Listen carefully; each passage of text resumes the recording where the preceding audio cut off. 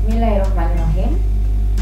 Untuk mata kuliah anggaran perusahaan di bab pertama kita akan membahas terkait dengan budgeting. Sebelumnya saya akan sampaikan terlebih dahulu tujuan dari pembelajaran khususnya untuk tema budgeting ini. Yang pertama adalah mahasiswa dapat memahami anggaran sebagai alat manajemen.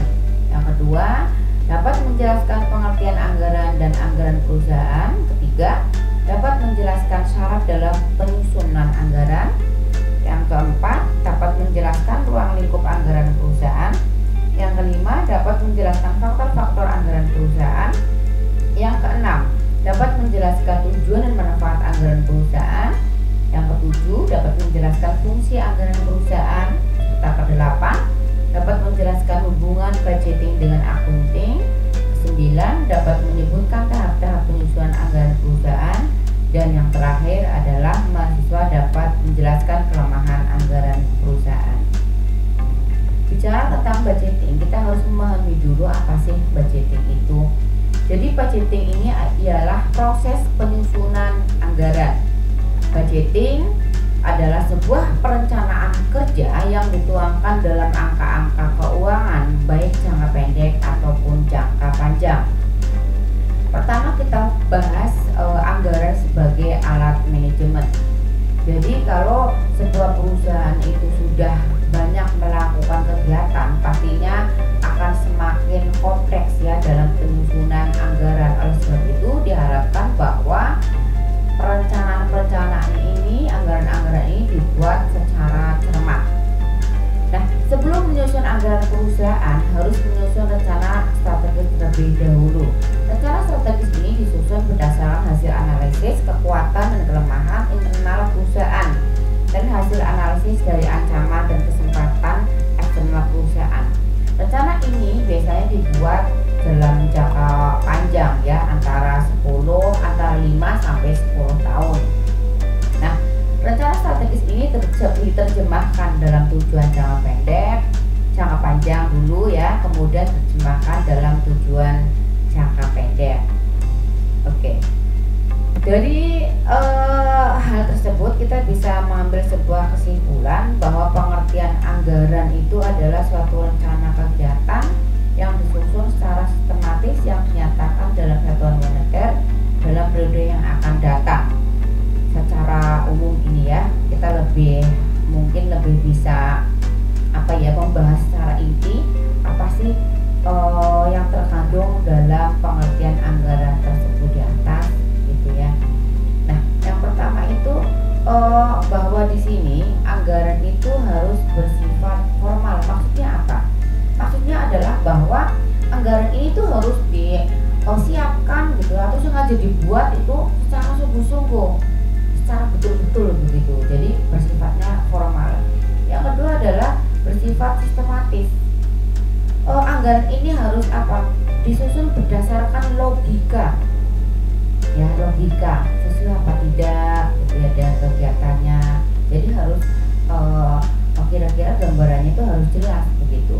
Terus yang ketiga, hasil keputusan. Maksudnya adalah bahwa setiap manajer itu dihadapkan pada satu tanggung jawab untuk mengambil keputusan berdasarkan asumsi. Jadi anggaran ini mungkin ada satu bagian yang membuatkannya ya, tetapi keputusannya ada pada manajemen atau manajer atau pimpinan begitu. Jadi mungkin pengambilan keputusannya berdasarkan dari beberapa asumsi-asumsi yang ada.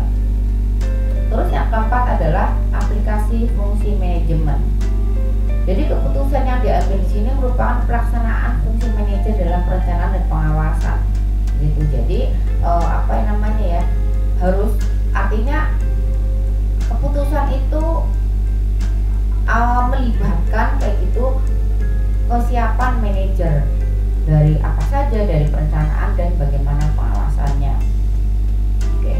Nah, selanjutnya kita bahas untuk unsur yang terkandung dalam pengertian anggaran. Kita bahas lebih terperinci lagi ya. Ada 4 unsur yang terkandung di dalam pengertian anggaran, yaitu yang pertama adalah rencana. Rencana dapat diartikan penentuan terlebih dahulu tentang aktivitas yang akan dilakukan pada tempat atau waktu yang akan datang. Biasanya apa saja sih? Nah, di sini itu biasanya alasan untuk menyusun rencana yang tertuang dalam budget itu apa saja? Biasanya itu ada terkait dengan waktu, alternatif, terus apalagi ya, ada pedoman ya, ada koordinasi, pengawasan gitu. Jadi ada beberapa hal yang memang harus diperhatikan. Terus yang kedua adalah bahwa di sini meliputi seluruh kegiatan perusahaan. Maksudnya adalah bahwa anggaran mencakup semua kegiatan yang dilakukan oleh semua unit-unit atau bagian-bagian yang ada dalam perusahaan. Kegiatan ini, fungsi itu ya dapat dikelompokkan menjadi 1, 2, 3, 4. Menjadi 4. Ada produksi, pemasaran, pembelanjaan, kegiatan administrasi, dan kegiatan personalia atau sumber daya manusia. Terus selanjutnya adalah anggaran ini dinyatakan dalam satuan unit. Maksudnya adalah bahwa seluruh anggaran dalam kegiatan perusahaan yang telah direncanakan dan ditetapkan untuk dijalankan diukur dalam satuan unit atau satuan uang moneter yang dapat ditetapkan pada berbagai kegiatan perusahaan yang beraneka ragam gitu ya. Misalnya apa? Misalnya di sini pengukurannya bahan baku satuan unit di dalam ukuran berat, volume, isi seperti kilogram, kuintal, ton, liter, dan satuan panjang mungkin ada meter, sentimeter, kilometer, dan lain sebagainya. Terus terkait dengan tenaga kerja mungkin berkaitan dengan kesatuan jam kerja ya, jam kerja itu ada harian, mingguan, dan bulanan.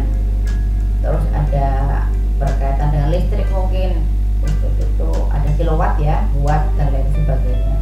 Terus pengangkutan misal berkaitan dengan jarak ya, kilometer, dan lain sebagainya. Itu jadi harus dinyatakan dalam satuan unit. Terus yang keempat adalah adanya ruang waktu atau forecast.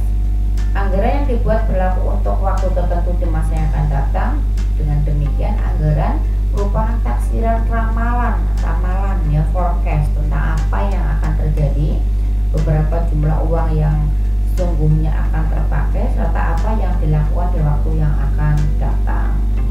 Nah, itu adalah unsur-unsur yang terkandung dalam pengertian anggaran yang telah kita bahas sebelumnya. Oke, dari keempat unsur tadi kita rinci lagi ya. Tadi secara umum lebih khusus lagi, ini lebih rinci lagi gitu. Jadi ada beberapa makna lagi yang terkandung dalam pengertian anggaran. Diambil satu kaitan ya antara waktu dan periode yang terdapat dalam anggaran itu sendiri, yang terdiri dari dua macam. Yang pertama itu anggaran strategis atau strategic budget. Yang kedua adalah anggaran taktis atau tactical budget. Nah, kalau anggaran strategis ini adalah anggaran yang berlaku untuk waktu jangka panjang, yaitu jangka waktu yang melebihi periode akuntansi atau melebihi 1 tahun gitulah. Jadi lebih dari 1 tahun itu namanya adalah anggaran strategis ya. Terus yang kedua anggaran taktis, ini pasti lebih pendek ya, harus disebut sebagai anggaran taktis. Biasanya anggaran terduga begitu, anggaran jangka pendek. Contohnya terkait dengan apa? Terkait dengan jangka waktu yang tidak melebihi 1 periode akuntansi atau di bawah atau sama dengan 1 tahun gitu ya. Jadi anggaran taktis ini juga dibagi menjadi 2, yaitu ada anggaran periodik ya, yaitu anggaran disusun untuk 1 tahun penuh, dan yang kedua adalah anggaran bertahap, yaitu anggaran disusun bisa per 3 bulan, per 6 bulan, ataupun mungkin 1 tahun begitu ya. Terus selanjutnya kita bahas untuk syarat dalam penyusunan anggaran. Syarat penyusunan anggaran ini ada 3. Yang pertama adalah anggaran itu harus realistis. Yang kedua adalah anggaran bersifat luas. Terus yang ketiga adalah anggaran yang sustainable. Yang pertama itu anggaran harus realistis itu bagaimana? Jadi Sebaiknya anggaran disusun berdasarkan kondisi pada saat yang bersangkutan, artinya berdasarkan kepada harga yang berlaku pada saat itu, dengan memasukkan unsur estimasi terhadap kenaikan harga di masa yang akan datang, atau dapat juga dikatakan anggaran yang disusun tidak terlalu optimis dan tidak pula terlalu optimis begitu. Jadi harus memang sesuai dengan realistisnya. Terus yang kedua, anggaran bersifat luas. Luas di sini adalah bahwa anggaran ini disusun mempunyai ruang untuk diberlakukan perubahan, perbaikan, penyesuaian dengan kondisi atau keadaan yang mungkin berubah. Jadi intinya bahwa anggaran yang dimaksud adalah tidak kaku begitu ya. Jadi anggaran ini disusun tidak kaku, tidak artinya harus menyesuaikan begitu. Jadi harus luas. Terus yang ketiga adalah anggaran yang sustainable, artinya bahwa anggaran yang disusun membutuhkan perhatian secara terus-menerus dan merupakan usaha yang insidental. Dalam penyusunan anggaran, perusahaan mempunyai keyakinan bahwa perusahaan mempunyai kemampuan untuk mengendalikan berbagai relevan variabel dalam mencapai tujuan, untuk melaksanakan sistem manajemen ilmiah, untuk berkomunikasi secara efektif, untuk memberi motivasi kepada anggotanya, untuk mendorong adanya partisipasi. Jadi syarat dalam penyusunan anggaran ada 3. Anggaran itu harus realistis, anggaran bersifat luas, dan yang ketiga adalah anggaran yang sustainable. Terus ruang lingkup anggaran perusahaan. Ruang lingkup anggaran perusahaan ini ada 2. Yang pertama adalah anggaran menyeluruh. Anggaran menyeluruh meliputi seluruh aktivitas perusahaan di bidang produksi, marketing, pembelanjaan, keuangan, personalia, dan tata tertib administrasi. Jadi intinya jadi satu begitu. Tetapi kalau anggaran terbatas ini lebih kepada pembagian masing-masing bagian, contohnya bagian produksi saja, bagian keuangan saja, atau bagian pemasaran saja begitu. Jadi anggarannya terbatas pada bagian dari kegiatan tertentu dalam perusahaan. Biasanya dalam kenyataannya ya sekarang ini kalau ruang lingkup anggaran perusahaan ini lebih kepada anggaran terbatas begitu. Jadi mungkin pengelolaannya begitu itu lebih bukan lebih baik, tetapi lebih terkontrol begitu. Jadi sekarang itu banyak yang menggunakan anggaran-anggaran terbatas dalam pembiayaan dan teknisnya. Terus ada beberapa faktor anggaran perusahaan. Yang pertama adalah faktor internal, yang kedua adalah faktor eksternal. Faktor internal ini dalam anggaran itu ada contohnya penyusunan tahun ini itu meliputi mutu, jumlah pasar, sasaran, desain, dan lain sebagainya. Terus yang kedua, kebijakan perusahaan, misalnya dalam penetapan harga jual, syarat pembayaran, pemilihan saluran distribusi, itu contohnya. Terus yang ketiga, kapasitas produksi yang dimiliki oleh perusahaan, berapa dalam tahun bisa produksi begitu, itu contohnya kapasitas produksi. Yang keempat, tenaga kerja yang dimiliki oleh perusahaan baik dari segi kualitas ataupun kuantitasnya. Ya, terus yang kelima, model kerja yang dimiliki oleh perusahaan.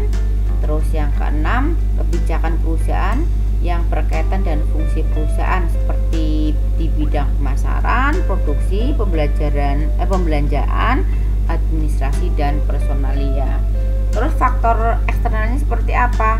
Contohnya keadaan persaingan atau keadaan pasar ya, pangsa pasar seperti apa, pertumbuhan penduduk bagaimana dari sensusnya ya, terus pendapatan atau penghasilan masyarakat kira-kira seperti apa, pendidikan itu juga mempengaruhi, terus penyebaran penduduk, ada agama dan adat istiadat dan kebiasaan masyarakat, terus ada kebijakan pemerintah dalam bidang perekonomian, politik, sosial, budaya, dan keamanan, serta yang kedelapan adalah keadaan perekonomian nasional maupun internasional. Itu adalah faktor-faktor dalam menentu penyusunan anggaran di sebuah perusahaan. Nah, ada beberapa tujuan disusunnya anggaran perusahaan, antara lain itu adalah untuk memprediksi transaksi dan kejadian finansial serta non finansial di masa yang akan datang. Terus yang kedua adalah mengembangkan informasi yang akurat dan bermakna bagi pemakai atau penerima anggaran. Nah, manfaatnya apa saja kalau kita menyusun anggaran perusahaan? Manfaatnya salah 3, salah 4. Sebenarnya banyak sekali manfaatnya, tapi kita bisa merangkum ya beberapa manfaat dari adanya anggaran perusahaan ini adalah yang pertama, anggaran menginformasikan kepada manajemen konsekuensi serangkaian alternatif tindakan, memberi landasan untuk memutuskan alternatif yang terbaik. Jadi kita nanti manajemen itu bisa menggambarkan begitu ya, bagaimana kira-kira alternatif tindakan kalau mungkin plan A tidak bisa, maka akan menggunakan plan B begitu. Terus yang kedua, segala kegiatan dapat terarah pada pencapaian tujuan bersama, di mana hasil yang diharapkan dari rencana dapat diproyeksikan sebelum rencana dilaksanakan. Terus yang ketiga, dapat digunakan sebagai alat penilaian kelebihan atau kekurangan pegawai. Terus yang keempat adalah menimbulkan rasa tanggung jawab pegawai dan dapat memotivasi karyawan karena ada tujuan yang jelas ya. Jadi ada tujuan yang jelas bisa tercapai bersama-sama karena anggaran dapat menjadi pedoman kerja. Kita lanjutkan ya. Fungsi anggaran perusahaan ada 3 fungsi anggaran perusahaan. Yang pertama adalah fungsi pedoman kerja dan perencanaan. Jadi anggaran yang telah dibuat dijadikan sebagai pedoman acuan kerja yang harus diikuti ke depannya dan arah serta target yang harus dicapai oleh kegiatan perusahaan di waktu yang akan datang. Biasanya membuat rencana akan menguntungkan semua kegiatan. Karena apa? Karena kegiatan-kegiatan ini kan banyak sekali ya, mungkin berkaitan dengan finansial gitu ya, tingkat persediaan, fasilitas produksi, pembelian, periklanan dan lain-lain.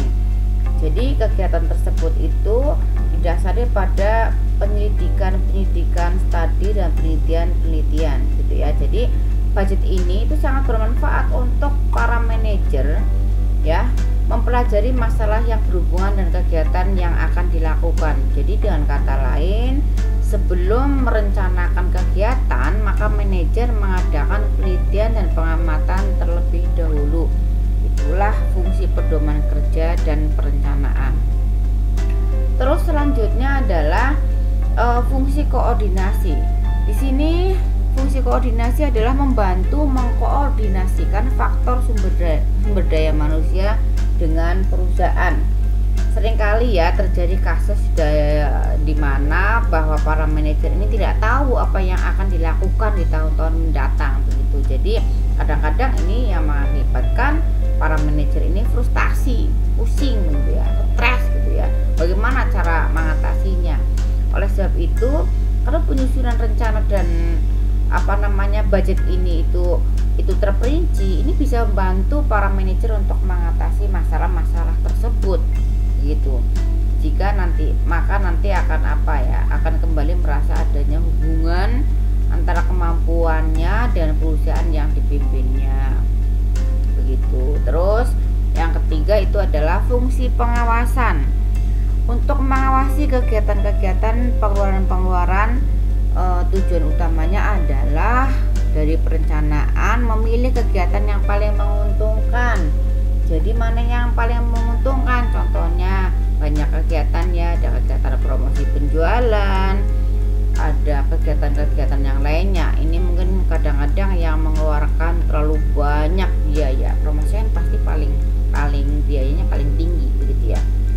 Nah, jadi nanti kalau memang ada pengawasan itu nanti akan bisa ditekan sedemikian rupa biar nanti pengeluarannya itu tidak membludak gitu. Jadi ada skala prioritasnya, mana yang paling menguntungkan dan mana yang tidak menguntungkan. Jadi nantinya pelaksanaan ini diharapkan akan mengurangi banyak anggaran-anggaran yang menyebabkan pemborosan.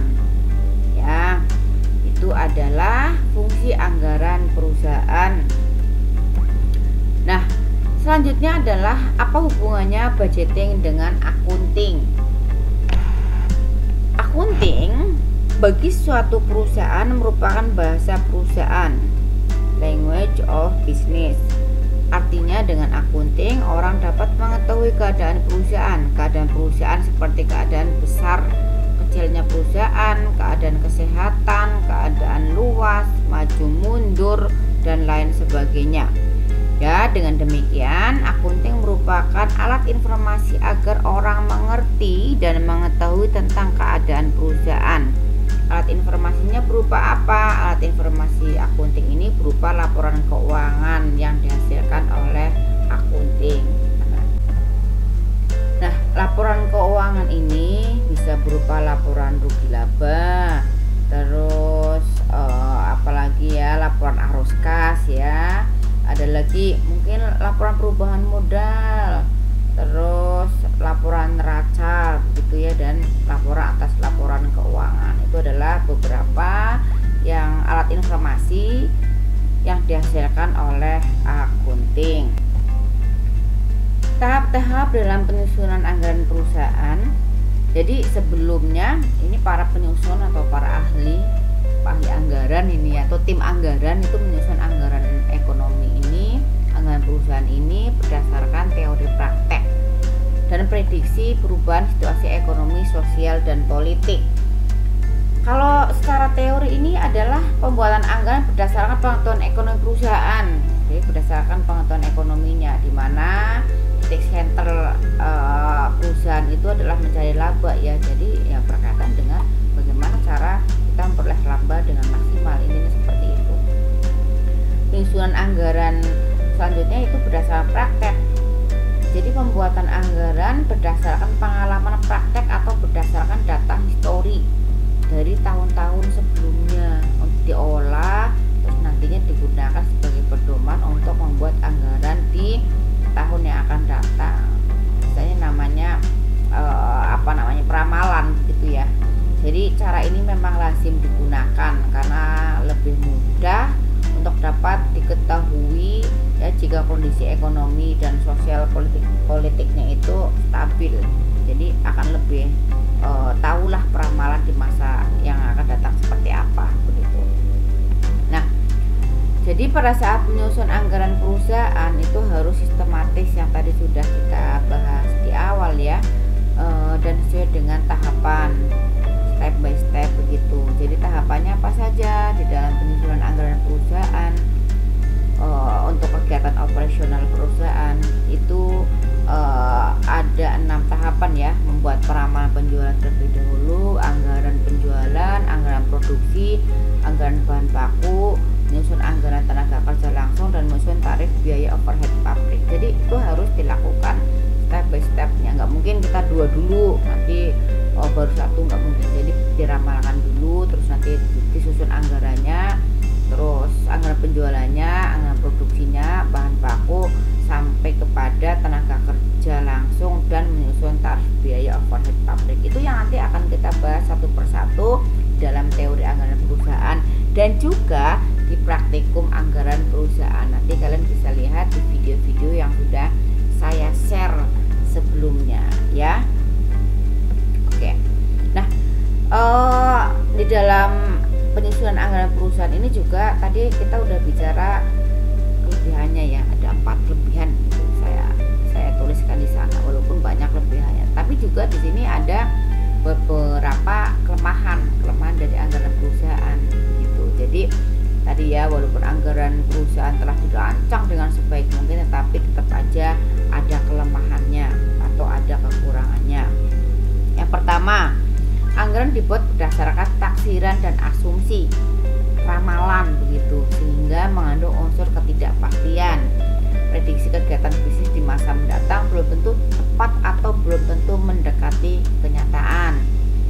Terus yang kedua, dengan adanya perubahan kondisi politik, sosial, ekonomi, bisnis di masa mendatang itu sudah diprediksi, sehingga sering terjadi tidak terjangkaunya pemikiran pembuat anggaran ya, karena memang kondisi politik itu ya tidak bisa diprediksi sebelumnya ya, bisa tiba-tiba mungkin ada sesuatu yang terjadi begitu, akhirnya ini yang menyebabkan taksiran-taksiran itu tidak sesuai dengan kenyataan gitu. Terus yang ketiga, sering terjadi konflik kepentingan dalam penyusunan anggaran maupun pelaksanaannya, juga konflik kepentingan antar pimpinan begitu, itu yang nantinya anggaran memang tidak sesuai ya. Terus selanjutnya, membuat anggaran atau kepala seksi bagian divisi itu sering berpikir subjektif bukan objektif, jadi mementingkan seksinya saja atau bagian saja atau divisi saja. Jadi nanti kalian kalau jadi pembuat anggaran itu jangan subjektif ya, bagianku saja nih, atau mungkin orang yang kita sukai saja gitu, like and dislike, jangan, tetapi memang harus dipentingkan semuanya gitu. Terus yang kelima, menyusun anggaran yang cermat memerlukan waktu, uang, dan tenaga, itu jelas. Mudah-mudahan ini kalian mempunyai sifat itu semua, jadi kalian menjadi penyusun anggaran yang baik. Terus yang keenam adalah pihak yang merasa dipaksa untuk melaksanakan anggaran dapat menggerutu dan menentang sehingga pelaksanaannya anggaran kurang efektif. Biasanya apa? Kurang gitu ya, kurang banyak begitu, akhirnya dalam pelaksanaan kegiatannya itu tidak maksimal. Itu adalah beberapa kelemahan dari anggaran perusahaan. Oke, terima kasih untuk pertemuan kita di bab pertama ini terkait dengan budgeting ya. Mudah-mudahan terus semangat. Bagi kalian yang mendengarkan video saya, kalau ada yang tidak paham bisa ditanyakan langsung ke saya lewat video komen ataupun lewat grup WA yang sudah kita buat bersama. Terima kasih ya, terus semangat dan jangan lupa bahagia. Saya akhiri, wassalamualaikum warahmatullahi wabarakatuh.